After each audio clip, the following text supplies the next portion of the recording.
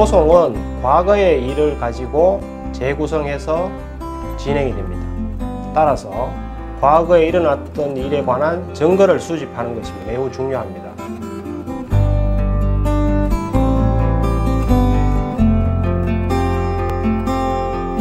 상대방이 하는 말을 잘 듣고 거기에 따라서 적절하게 대응하는 것도 중요합니다. 내 말만 중요한 것이 아니고 상대방이 어떤 주장을 하는지 잘 경청해서 적절하게 대응하는 것이 가장 중요하다고 생각합니다.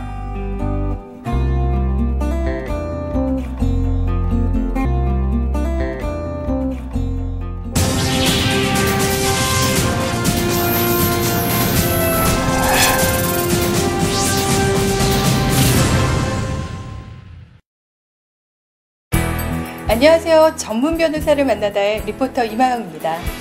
개인 사이에 일어나는 사법상의 권리 또는 법률 관계에 대한 다툼을 법원이 국가의 재판권에 의해 강제적으로 법률적으로 해결해주는 것이 바로 민사소송인데요.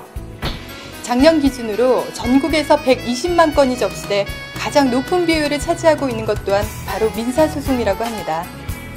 개인의 시시비비를 가리기 위한 원초적인 법률 분쟁. 한경록 변호사님을 만나 도움 말씀 들어봅니다.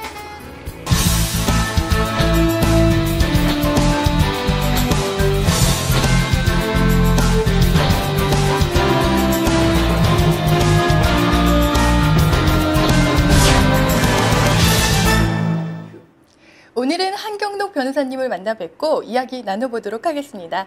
변호사님 안녕하세요. 반갑습니다. 변호사님께서는 2003년 성남지원 판사를 끝으로 변호사 개업을 하셨는데요. 그동안 변호사로서 어떤 업무를 담당하셨는지 소개 부탁드릴게요. 네, 저는 주로 형사사건과 민사사건을 많이 처리하였고 그 외에 행정소송이나 가사소송도 다수 처리했습니다.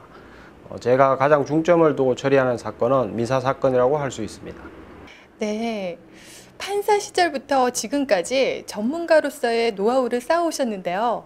각양각색의 소송과 분쟁을 해결할 때 변호사님만의 기준이 있으실 것 같은데요. 어떠신가요?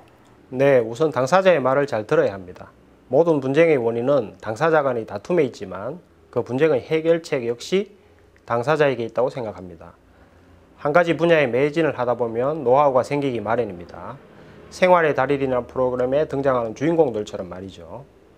하지만 사실상 법률이란 분야는 말씀하신 것처럼 각양각색의 사연과 이해관계인들이 얽혀 있어서 같은 사건은 하나도 없다고 장담할 수 있을 정도입니다.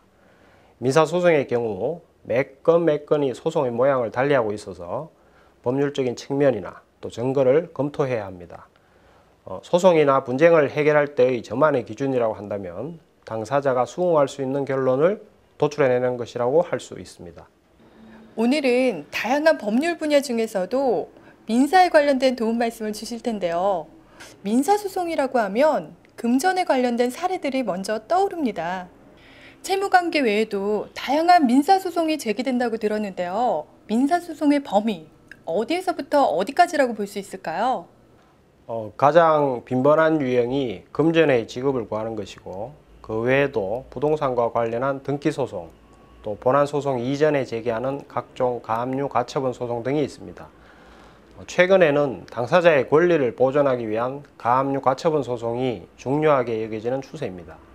이 밖에도 민사소송은 개인 사이의 시시비비를 가리는 모든 사안이 다뤄질 수 있는 분야입니다. 말씀하신 것처럼 금전적인 문제는 물론 손해배상, 가압류, 가처분, 압류, 채권 추심, 채무불이행, 고소고발, 가사, 재산 문제 등등 이루 헤아릴 수 없을 정도로 광범위하다고 해도 과언이 아닐 것입니다.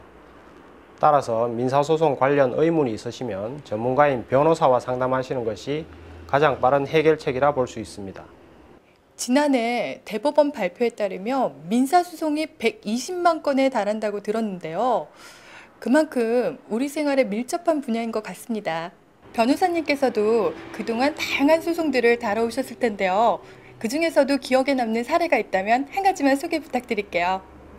매우 큰 규모의 토지를 개인들이 소유하고 있었는데 어느 종중에서 이 토지에 대한 소유권을 주장하며 소유권 이전 등기 소송을 제기한 경우입니다.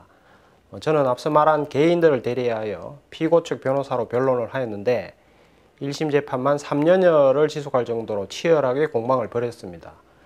결과적으로 1심에서 승소하였고 그 뒤에 이어진 항소심, 대법원에서도 모두 승소하였던 사건이 기억에 남습니다. 종중에 관한 법률적 쟁점이 다투어지고 과연 종중의 소유인가에 대한 사실관계의 다툼이 겹쳐져서 매우 오랜 기간 고생하였는데 그만큼 보람도 있었습니다. 네, 그렇군요. 또 최근에는 변호사 없이 개인이 직접 제기하는 민사소송의 비율이 급증하고 있다고 들었습니다. 그중 대부분이 소액 사건들인데요. 이런 소액 소송에서 주의할 점은 무엇이 있나요? 소액 재판이라고 해서 재판의 쟁점이 항상 간단한 것은 아닙니다. 단순하게 종결될 사건도 있지만 법률적 쟁점이 포함된 경우도 있을 수 있습니다. 우선 자신이 주장하고자 하는 바를 핵심 위주로 간단하게 정리하되 법정에 출석하여서는 상대방의 주장을 잘 듣고 특히 재판장이 보완을 명하는 경우 이를 메모하여 다음 재판에 보완할 수 있도록 해야 합니다.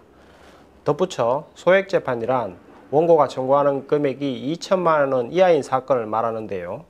소장의 기재사항은 간단하기 때문에 법무사나 변호사 외에도 소액재판 소장 작성 예제를 참조해서 스스로 작성할 수도 있습니다. 이러한 소액재판에서의 주의사항으로는 핵심 쟁점에 대한 진술 요지만을 사전에 간단하게 준비해야 함을 들 수 있는데요. 소액재판은 판사 앞에서 심리를 받는 시간이 5분 이내로 원고가 진술하는 시간은 1분 이내인 경우가 많기 때문입니다. 따라서 자신의 주장 또는 사용자 간의 다툼에서 핵심이 되는 내용에 대한 주장 요지만 사전에 메모해서 진술할 필요가 있습니다. 네. 반면 거액에 관련된 소송 같은 경우 의뢰인들이 소송 비용에 대해 큰 부담을 느끼곤 합니다. 그런데 소송 비용에 대해 정확히 이해하고 있는 경우가 드문데요. 소송 비용, 정확히 어떤 비용을 말하는 것인가요? 가장 큰 부분은 인지대입니다. 원고가 되어 소송을 제기하는 경우 청구 금액에 비례하여 인지를 첨부해야 합니다. 그 다음으로 소송 중에 감정이 필요할 경우 감정비를 납부하여야 합니다. 변호사 비용은 각 변호사 사무실마다 약간의 차이가 있을 수 있고 승소할 경우 일정 부분을 상대방에게 청구하여 돌려받을 수도 있습니다. 네, 지금까지 민사소송과 관련해 다양한 도움 말씀 주셨는데요. 마지막으로 변호사님의 경험에 비추어 의뢰인들에게 조언 한 말씀 부탁드립니다. 어떠한 법률 행위든 문서로 남기는 습관을 가져야 합니다. 물론 규모가 작은 계약의 경우 이 점을 소홀히 하기 쉽지만 간단하게라도 문서로 남겨두면 사후에 분쟁을 방지하는 효과가 있고 설사 분쟁으로 이어지더라도 매우 유용한 증거로 사용될 수 있습니다. 더군다나 규모가 큰 법률 행위를 하는 경우에는 사소한 사항이라도 문서화하는 것이 좋습니다. 오늘 도움 말씀 고맙습니다. 고맙습니다. 민사소송은 마치 퍼즐과도 같습니다. 어떤 소송이나 분쟁에 있어서도 빠질 수 없는 조각과도 같은데요. 어떻게 끼워 넣느냐에 따라 퍼즐은 완성될 수도 또 부족한 채 남겨질 수도 있습니다.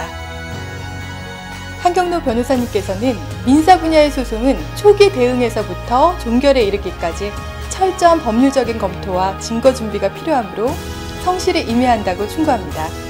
지금까지 전문 변호사를 만나다의 리포터 이마영이었습니다.